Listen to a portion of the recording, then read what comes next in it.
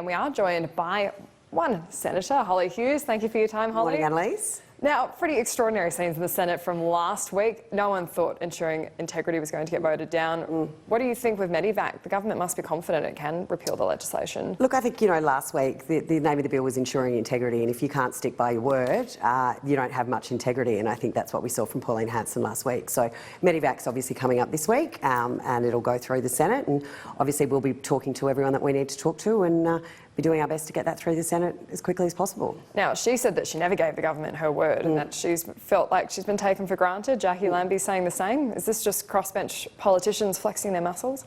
Look, I'll leave it up to them. They need to make themselves relevant in their own special way. So they're not discussions I'm involved in. So I'm not going to hesitate to guess as to what occurred there. But I certainly think the one thing you do have in politics is your integrity and your word, and it's important that when you give it, you keep it. So it'll be interesting to see whether or not that's the tack that's taken in future. There you go. And then this week, you've been moving for the establishment of an autism committee, which you've been successful in doing. What are you hoping to achieve on this committee? So autism and the autism cohort throughout the NDIS is around 30%. And what's really, really interesting is there's never been an inquiry into autism specifically as a disability or as a condition. And so what we've done last week is set up a Senate Select Inquiry, which will allow us to look at whole of life around autism from the very early stages of diagnosis and how we then help parents on that journey at the very beginning through to all the transitions of life, because transitions for anyone can be difficult, whether it's transition to school, high school, into work, and then those life transitions like puberty, but it can be difficult for anybody. But when you put autism into the mix, can be incredibly difficult, and how we can better support families and people on the spectrum through that journey. And I think also one of the things that we'd like to see come out is autism is a spectrum, and you have people at very, very different ends of it.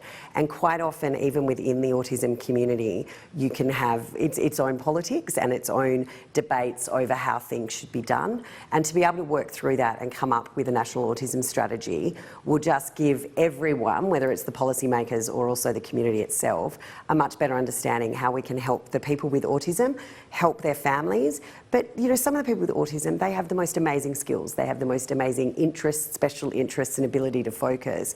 And it's how we can better as a community harness those, because I think at the moment they do represent a very big underemployed section of the community. Recently, Minister Robert announced a target of 20% of people into the workforce through employment strategies and NDIS plans. And this is actually hopefully going to contribute to that, to make sure that we can examine pathways, how these people can be better supported into valuable employment and not underemployment. And this is quite a personal story for you? It is, and it's incredible for me to see it happen. I have a son with autism.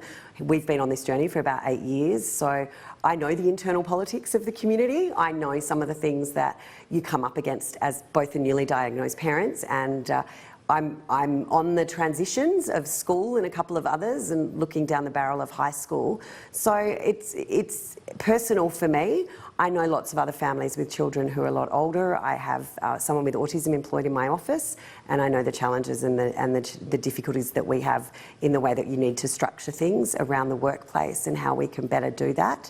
So it is a personal thing for me, but what's been fabulous is the support of Sterling Griff, who's going to be Senator Sterling Griff from Centre Alliance in South Australia, who's going to be my deputy chair, hopefully, on this committee.